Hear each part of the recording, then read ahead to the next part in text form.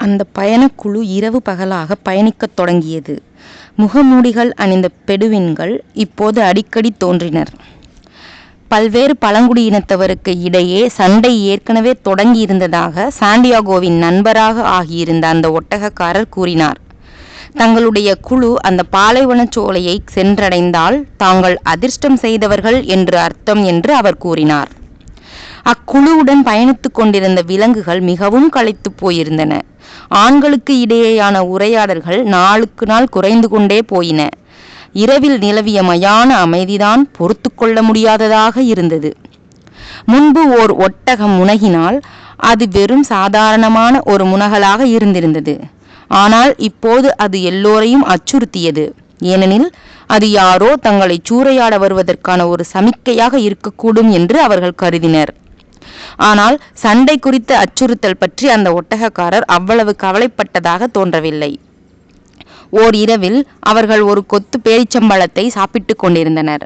அங்கு நெருப்பு எதுவும் மூட்டப்பட்டிருக்கவில்லை. வானில் நிலவும் காணப்படவில்லை. அப்போது அந்த ஒட்டகக்காரர், நான் எப்போதும் உயிர் துடிப்போடு இருக்கிறேன். நான் சாப்பிடும்போது உணவை பற்றி மட்டுமே நான் சிந்திக்கிறேன். நான் நடந்து கொண்டிருந்தால் நடப்பதன் மீது மட்டுமே நான் கவனம் செலுத்துகிறேன். நான் சண்டையிட்டு மடிய வேண்டியிருந்தாலும் நான் அதை பற்றி கவலைப்பட மாட்டேன். எப்படியும் என்றேனும் ஒரு நாள் நான் இறக்கத்தானே போகிறேன் என்று கூறினார்.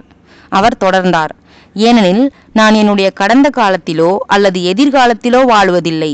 நிகழ்காலத்தின் மீது மட்டுமே நான் ஆர்வம் கொண்டிருக்கிறேன். உங்கள் கவனத்தை எப்போதும் நிகழ்காலத்தின் மீது உங்களால் குவிக்க முடிந்தால் நீங்கள் ஒரு மகிழ்ச்சியான மனிதராக இருப்பீர்கள். இந்த பாலைவனத்தில் உயிரினங்கள் இருப்பதையும் சொர்க்கத்தில் விண்மீன்கள் இருப்பதையும் நீங்கள் பார்ப்பீர்கள். பழங்குடியினர் மனித இனத்தின் ஒரு பகுதியாக இருப்பதால் அவர்கள் தங்களுக்கிடையே சண்டையிட்டுக் கொள்ளுகின்றனர். ஆனால் வாழ்க்கை உங்களுக்கு ஒரு கேளிக்கை விருந்தாக இருக்கும், ஒரு மாபெரும் திருவிழாவாக இருக்கும். ஏனெனில் நாம் வாழ்ந்து கொண்டிருக்கின்ற இக்கணம்தான் வாழ்க்கை.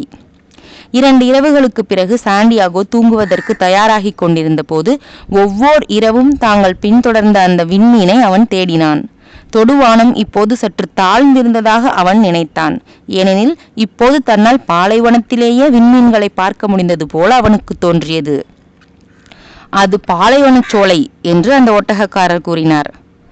நாம் ஏன் இப்போதே அங்கு செல்லக்கூடாது என்று சாண்டியாகோ கேட்டான். ஏனென்றால் நாம் இப்போது தூங்கியாக வேண்டும்.